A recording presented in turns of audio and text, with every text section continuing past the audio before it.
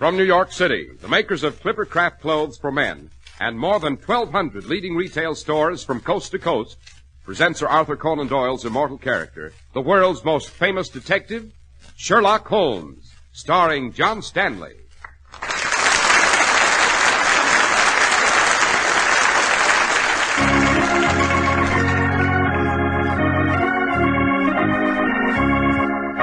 This week's story, Murder on a Wager. There's the dead body, Holmes, washed up on the beach. Yes, Watson. Obviously drowned, I should say. Yes, quite. Yet the death is not as simple as it would seem, Watson. I should say our two visitors to Monte Carlo, our two brilliant criminals, have concocted a special brew for me. I should say, quick, behind that tree. What do you see? A shadow with a gun. Get down, Watson!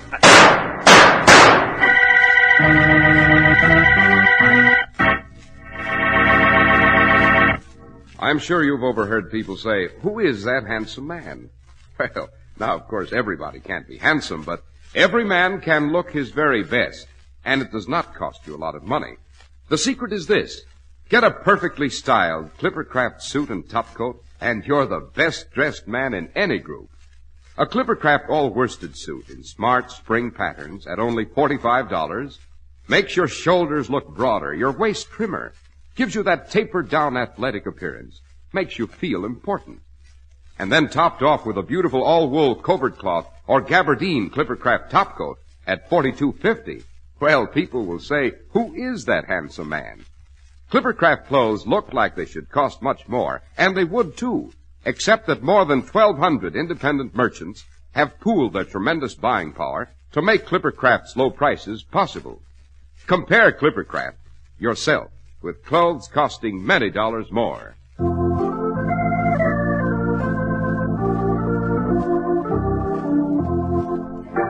Dr. Watson, you've titled this evening's adventure, Murder on a Wager. But who would commit such a murder?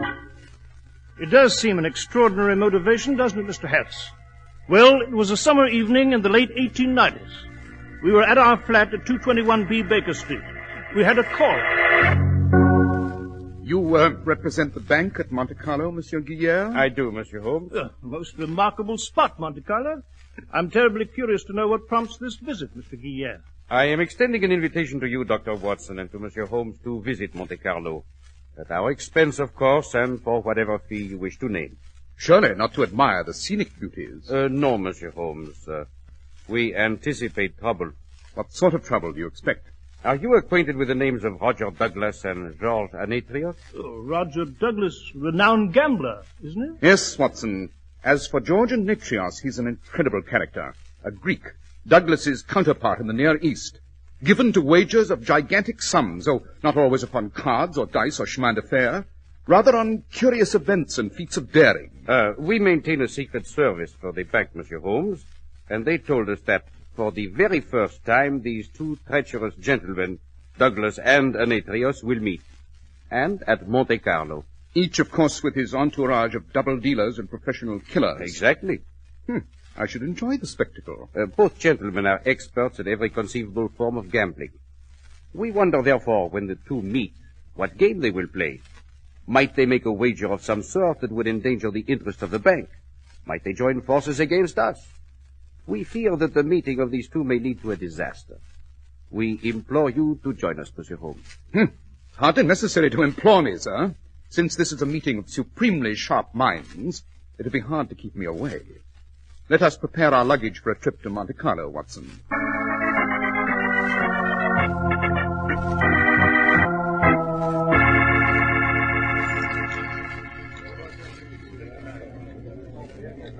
Mr. Douglas? Yes, Mr. Ignatius? I am delighted to meet you. The moment I heard you were coming here to Monte Carlo, I was most anxious to see you. Thank you. You know Miss Deborah Stevens, I believe? I know George very well. We're old friends. We miss you, Deborah. Deborah lived in Athens and Constantinople for some time. She and I were very close. I first met her when she was dancing professionally. We'll all miss her soon. She's to be married.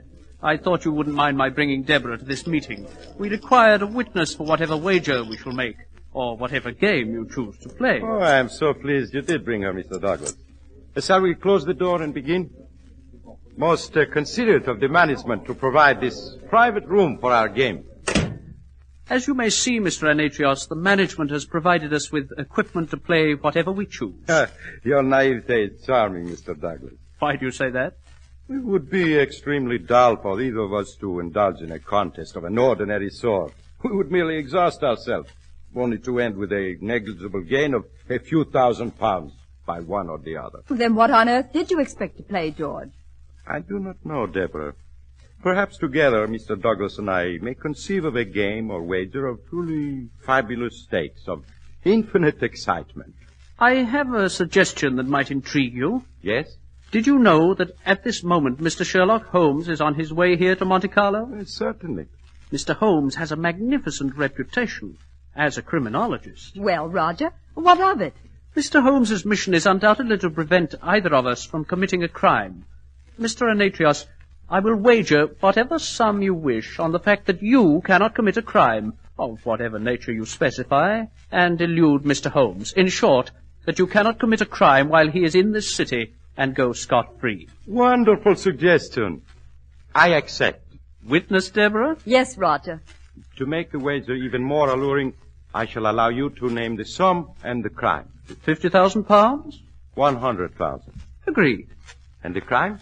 No pedestrian crime will do. It must be a major crime. Arson on a gigantic scale, embezzlement for an enormous sum, or better yet, murder. Whatever you like. I control a great and efficient organization. I have years of experience in these matters. My performance should be inspired. Sufficiently to baffle Mr. Sherlock Holmes. Yes, Ignatius. Murder. Roger, you're going too far. I thought you two would play a very exciting game of cards or wage a battle together against the bank.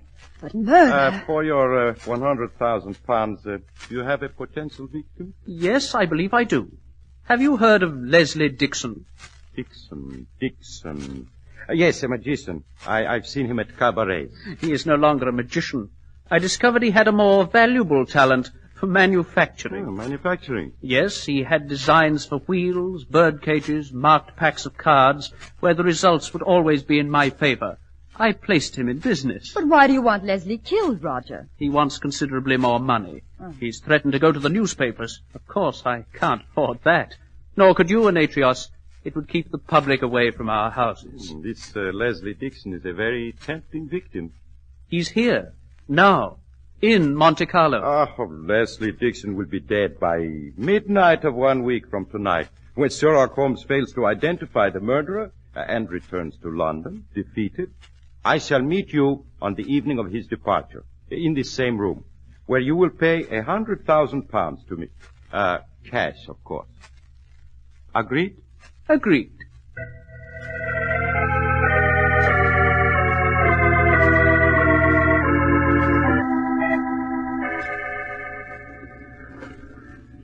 Ready for your evening swim, Mr. Dixon? Yes, Reynolds. Have my dressing gown and towels ready, as usual. Yes, sir. They're back in the cottage, sir. I'll fetch them.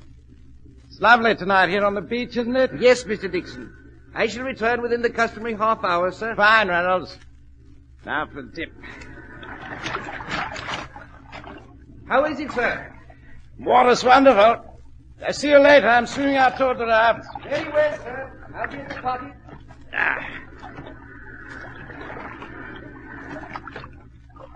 My legs. Cramp. My legs.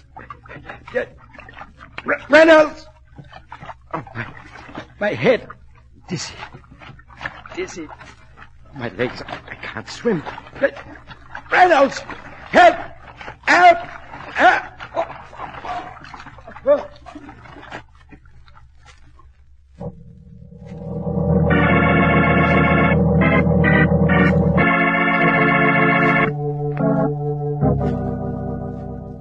There is the body of Monsieur Dixon, Monsieur Holmes. Washed ashore here on the beach just as the police found him. Bewildering, eh, Holmes? They say Dixon was in perfect physical condition. Superb swimmer. The sea was very calm. No signs of violence. What do you make of it? You've interviewed the butler, Monsieur Guillermo? The police did so, yes. He failed to hear anything. If Dixon called for help as he drowned, the butler was out of earshot. He might simply have developed a sudden cramp. Eh, Holmes? Rather doubtful, Watson. A thoroughly experienced swimmer would not enter the water immediately after having eaten anything that might cause a cramp. Especially Monsieur Dixon. He was most careful about food. A gourmet. I see. No, Watson, I'd say this is directly concerned with a visit to Monte Carlo of Messrs. Douglas and Ignatius. It would appear that the two geniuses of crime have concocted a special brew for me. I'd say... Quick, behind those trees. What is it? What do you see? A shadow with a gun. Get down!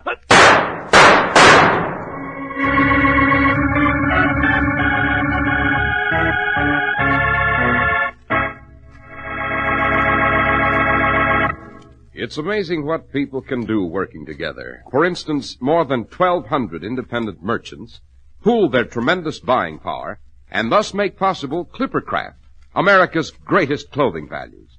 These friendly hometown businessmen know that to get and keep your friendship, they have to give you more for your money. And when you get a new spring Clippercraft worsted suit for only $45, an all-wool covert cloth topcoat for $40, or an all-wool Clippercraft gabardine topcoat for $42.50, you're getting the most for your money. Clippercraft clothes take their name from the famous Clipper ships that established honest New England quality everywhere in the world. Yet they're as modern as the Clipper planes that fly around the world today. Yes, you can trust Clippercraft clothes, and you can trust the men who sell them. That's why men who know insist on Clippercraft clothes bearing the Clippercraft label. So be sure to visit the Clippercraft store in your city. These leading stores in the metropolitan area are proud to add their names to Clippercraft in your suits and topcoats. In Manhattan, John Wanamaker Men's Stores, Broadway at 8th and 67 Liberty Street. Saks 34th, Broadway at 34th. In Brooklyn, Abraham and Strauss. In Newark, New Jersey, Boulevard Men's Shop, Kresge Newark. And in Jamaica, the B&B Clothes Shop, 16408 Jamaica Avenue.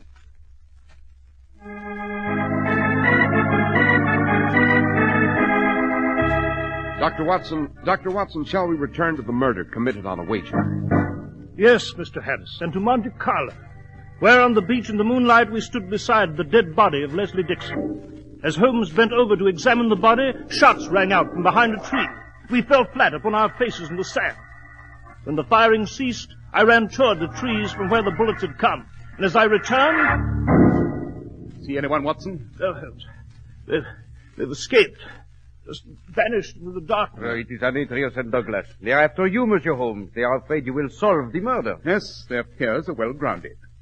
I suggest the body be removed. I shall be interested in the results of an autopsy. Autopsy? Yes. But it is obvious that Dixon died of drowning. Nevertheless, I urge an autopsy. I have good reason. I shall so instruct the police. They are most cooperative with requests made by the bank. Good. And as for me, I shall discuss this case with someone well qualified in these matters. Mr. Ignatius. But he has just attempted to kill you. Now you would walk into his hands. Physical defeat has never frightened me, sir. It's the danger of mental defeat that lures me to whatever Ignatius has planned. Coming, Watson?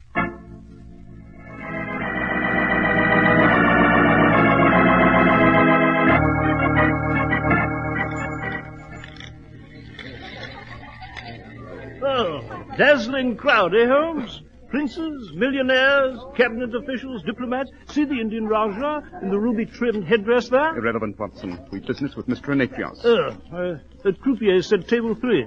Ah, yes. Wouldn't that be he? Mr. Ignatius. Good evening, Mr. Holmes. Oh, I'm complimented that my face is internationally familiar. I've been expecting you. Shall we step into that private room? I wouldn't, if I were you, Holmes. You are upset by something, Dr. Watson? Yes, I certainly am, sir. If I were you, Holmes, I accept your invitation, Mr. Ignatius. Oh, before we step into the room, would you like to hold my gun, Dr. Watson? Well, Here. Perhaps it would put you at ease, huh? By Jove, I will take it. Excellent. After you, Mr. Holmes. Thank you. I shall save a great deal of time for you, Mr. Holmes. I did not kill Leslie Dixon. Didn't you? I was in the gambling rooms at the time of his death. For 2 hours previous to that, I enjoyed dinner at the Hotel Maurice. I can produce a dozen witnesses to that effect. Yes, I'd no doubt you'd have a flawless explanation. Previous to dinner, I attended a lawn party. Again, as many unimpeachable witnesses as you like. I see. I'm curious, Mr. Ignatius, about the game you played or the wager you made with Roger Douglas last night. Could it in any way have been connected with the death of Leslie Dixon? Very directly. I wagered, Mr. Douglas, that I could murder Leslie Dixon in such a way that you, Holmes, would never succeed in proving I had committed the homicide. The sum, £100,000. Astonishing. Of all the effrontery, throwing the gauntlet in your face, Holmes. Now, really, this... Very amusing. Well, there's the motive, Holmes. There's your man. I see no reason for concealing the wager. Besides, it would be unjust of me to collect. I did not kill Dixon. I intended to, yes, but I was late. I hadn't even started my plans when I had the news of his death. Hadn't you? Perhaps it's a move by Roger Douglas. He wanted Dixon to die. He suggested the wager. He might eliminate me that way as a competitor. His own men execute the crime in their own manner, being sure it's done properly. The guilt would seem to be mine. Oh, Mr. Douglas. You know Mr. Holmes, Dr. John Watson. How do you do? We were discussing the late Mr. Dixon. Really? I was at the theater when he died. Can you prove that, sir? Of course, Dr. Watson. I can prove my whereabouts throughout the entire evening. I told Mr. Holmes about our wager. You did? Why shouldn't I? Aren't you writing an invitation to the gallows for yourself? Not at all. Mr. Holmes must produce concrete evidence before I lose. Evidently, he's finding it impossible. Oh, quite the contrary. We're leaving, Watson. May I offer my carriage, Mr. Holmes? Thank you, no. I don't believe it's much of a walk to the morgue. The morgue, Holmes? Yes, Watson. If you'll excuse us, gentlemen, I must visit the morgue. The dead, you see, are often more articulate than the living.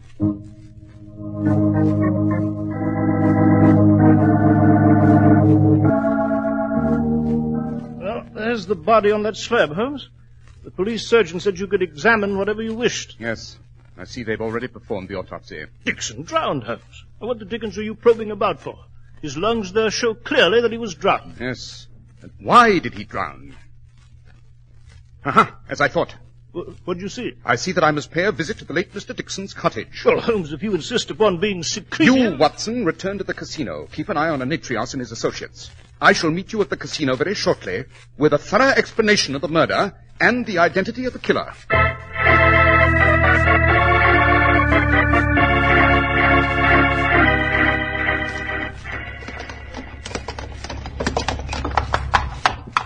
Thank you, driver. That was indeed fast enough. Well, Holmes, I've been waiting for you here on the steps of the casino for 2 hours.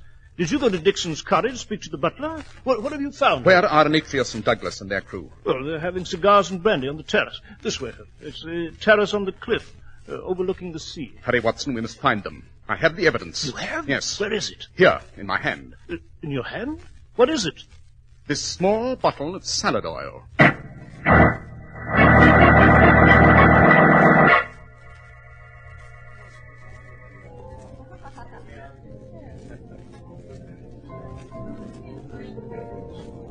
There they are, Holmes, with that girl. The table by the railing there. Oh, yes, I see. I regret disturbing you, gentlemen. Mr. Holmes, you've met Mr. Douglas. This is Deborah Stevens. How do you Do, Miss Stevens. I presume, Mr. Holmes, you've some sort of evidence you believe will prove I killed Leslie Dixon? No, Mr. Ignatius. Your remarkable instincts are wrong, for once. Then I'm sure, Mr. Holmes, you are prepared to accuse me, believing I carried out the crime, having engineered it so that Ignatius would suffer for it. No, Mr. Douglas. But Holmes, one of them... Neither of them, my dear Watson. Then the butler? Nor the butler. Mr. Leslie Dixon was killed by you, Miss Stevens, with this innocent-looking small bottle of salad oil. Where did you find that? You know what you are talking about, Holmes. It was obvious someone had contrived for Dixon to drown. But how? There was no external evidence of violence. No, the sole possibility was that he'd been given something internally. In all likelihood, something that would cause him to lose control of his arms and legs, that would cause unconsciousness. So that when he set off on his nightly swim alone, he'd drown. Stay where you are, Miss Stevens. I've had my service revolver along this trip. I knew I'd have use for it. Go on, Holmes. So I insisted upon an autopsy. It revealed to me that Dixon's stomach lining was affected by an extreme irritant. It confirmed my suspicion. Dixon was subtly poisoned. I won't listen to this. You'd better, Miss Stevens. It's your death warrant. I raced to Dixon's cottage. I spoke with the butler. I inquired about what Mr. Dixon had had for dinner prior to his swim. His dinner included a salad prepared with a small bottle of oil. This bottle, which had been presented that afternoon as a gift to Mr. Dixon by Miss Deborah Stevens. This oil contains an overdose of camphor. Camphor, Holmes? What sort of diabolical notion? Camphor, as you know, Watson, is soluble in oil, but not in water. The salad oil was a magnificent idea. The minute amounts of camphor could easily be blended with other flavors and odors, so its presence might not be detected. Deborah, of all the Shut up! Shut up, all of you! Camphor, Miss Stevens, is obtainable easily at a chemist's, isn't it? There's no suspicion of poison when you purchase camphor, is there? And just a bit too much of it will cause leg cramps and dizziness. Will it not, Miss Stevens? Stop it! And an autopsy might well be a routine drowning report without evidence of poisoning.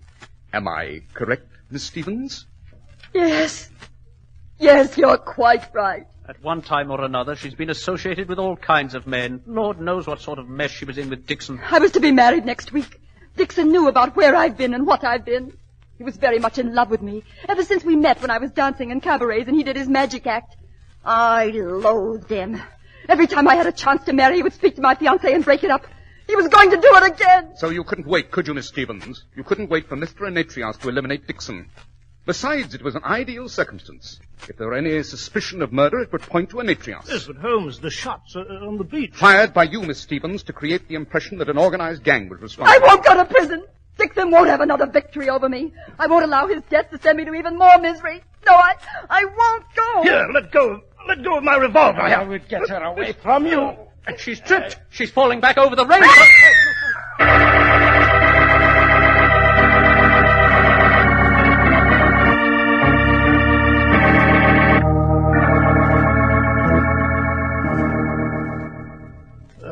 Fisherman down below said Miss Stevens' body struck the rocks, floated out to sea her. Yes, a more satisfactory finish for her, Watson, I dare say.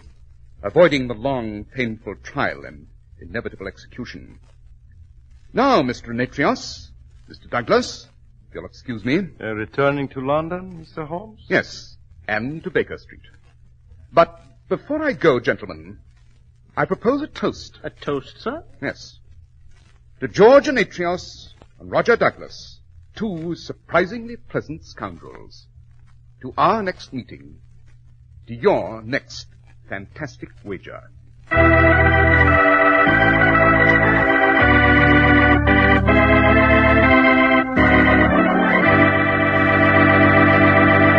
Well, Dr. Watson, that was a very gripping adventure. Indeed it was, Mr. Harris. And what adventure have you for us next week, Doctor? I have called it The Adventure of the Unfortunate Valet.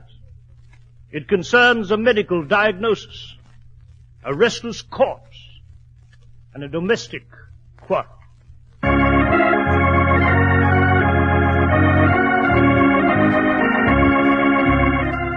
The makers of Clippercraft clothes and more than 1,200 stores from coast to coast have brought you another in the new series of broadcasts featuring the world's most famous detective, Sherlock Holmes.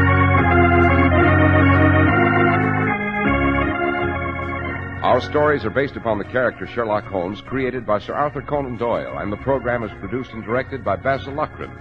Sherlock Holmes is played by John Stanley, Dr. Watson by George Spelvin. This week's story was written by Howard Merrill, with special music by Albert Berman.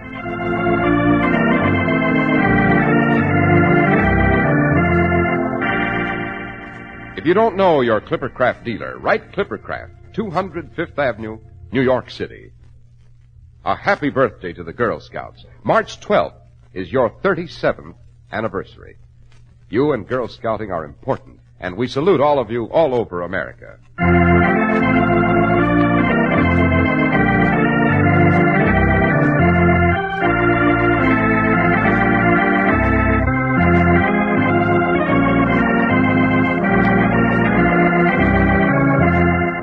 Be sure to listen next week to Sherlock Holmes in The Adventure of the Unfortunate Valet.